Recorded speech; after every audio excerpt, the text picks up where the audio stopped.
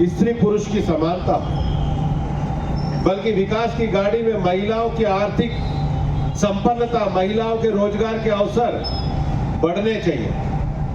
और इसीलिए इस बार जब बजट हम लेकर के आए तो हम जानते हैं कि देश में बड़े ग्रामीण क्षेत्रों और शहरी क्षेत्रों में महिला बचत गट समूह की बड़ी भूमिका है। इस यात्रा में जहां एक तरफ आपका आयुष्मान योजना का कार्ड है, एक तरफ उज्ज्वला का कार्ड है, एक तरफ हमारे शहर में रेहड़ी पटरी काम करने वाले लोगों के लिए हम लोगों ने स्वनिधि योजना को आगे बढ़ाया है, वहीं दूसरी तरफ महिला बचत गट को भी आगे बढ़ाने का काम हम कर रहे हैं। और महिला बचत गट के माध्यम से घरेलू उद्योगों में महिलाओं की ताकत को आगे बढ़ाने का काम हम लोग बिना किसी भेदभाव के लिए,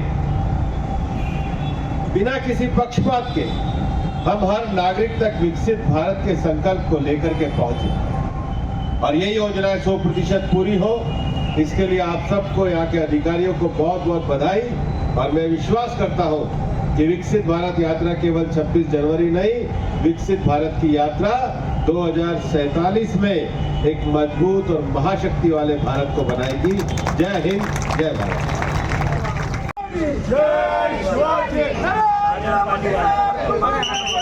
हम तुम्हारे साथ हैं।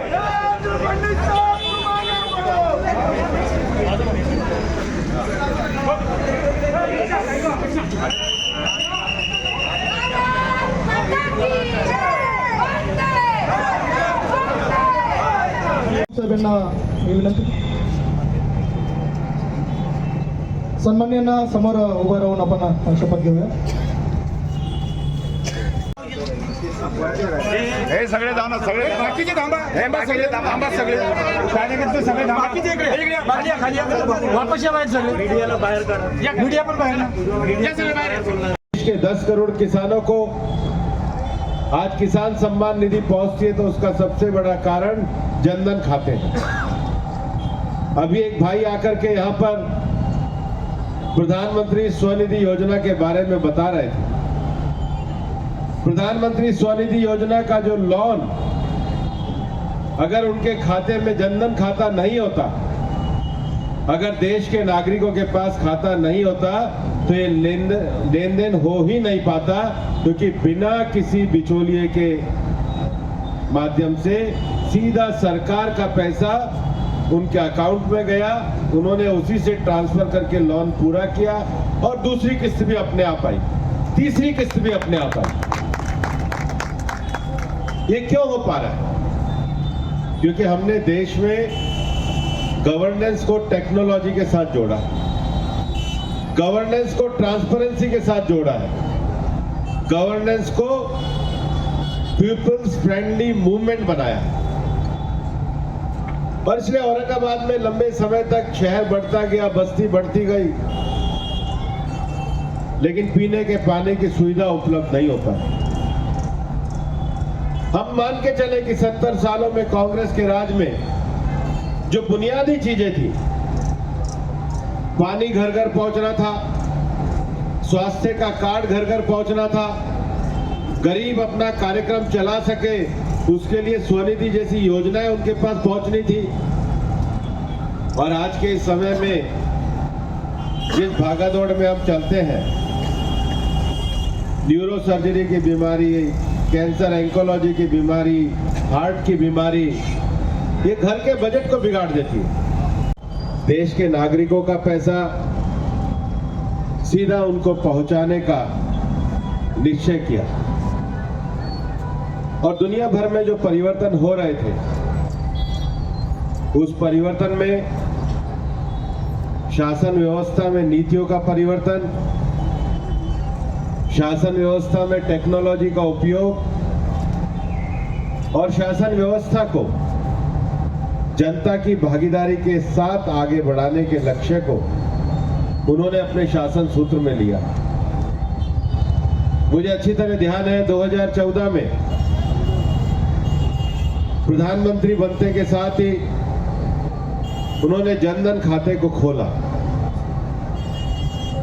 और 2014 में वो प्रधानमंत्री बने थे 2017 में जब जनधन खाते हम लोग खोल रहे थे तो यही कांग्रेस के लोग, विपक्ष के लोग इस बात का मजाक उड़ाया करते थे। लेकिन आज हम ये जानते हैं कि कोविड जैसे समय में देश के महिलाओं के खाते में अगर कोई एक टेक्नोलॉजी के माध्यम से पैसा पहुंचाने में सफल हुए तो वो जनधन खाते थे। लोगों तक पहुंचा करके विकास की गति को आगे बढ़ाना। और मोदी जी का सपना, मोदी जी की ताकत, मोदी जी का संकल्प ये मानता है कि एक बार अगर बुनियादी चीजें देश के 100% लोगों के पास पहुंच जाएगी, बुनियादी चीजों का अर्थ है अगर स्वास्थ्य का कार्ड पहुंच जाएगा, गरीब के लिए स्वनिधि योजना पहुंच जाएगी, अगर उज्ज्वला योजना पूरी हो जाएगी, घर घर बिजली का काम पूरा हो जाएगा, हर एक के पास प्रधानमंत्री आवास पूरा हो जाएगा, तो इसके बाद हिंदुस्तान को उतना ही आगे जाना है जितना आजादी के 75वें साल में हमने हिंदुस्तान का यान चंद्रयान को उतार करके चंद्रमा की जो यात्रा पूरी करी है, वो आने वाले 25 साल में भारत को महाशक्ति बनाने की यात्रा की। आज के विकसित भारत संकल्प यात्रा में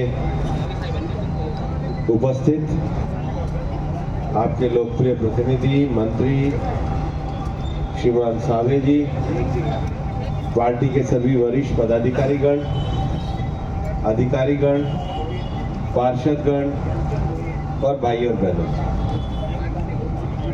2014 में जब देश ने प्रधानमंत्री नरेंद्र मोदी जी को भारत को चलाने की बागडोर सौंपी और अब उनकी इस यात्रा को 10 साल पूरे होने जा रहे हैं, तो हम देश में बहुत सारे परिवर्तन देख रहे हैं। पहले के सालों में जो लोग देश को चलाया करते थे, उन लोगों को लगता था कि ऊपर से